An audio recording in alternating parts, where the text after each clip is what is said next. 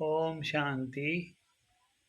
आज अमृत वेले बाबा ने बहुत ही अच्छा एक्सपीरियंस कराया और बहुत बड़ा राज बताया।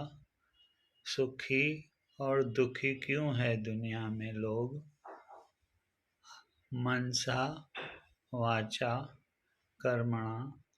अगर हम सबको सुख देंगे तो रिटर्न में सुख मिलेगा। अगर कोई दुख देता है मनसा वाचा कर्मणा तो रिटर्न में उसको दुख मिलता है।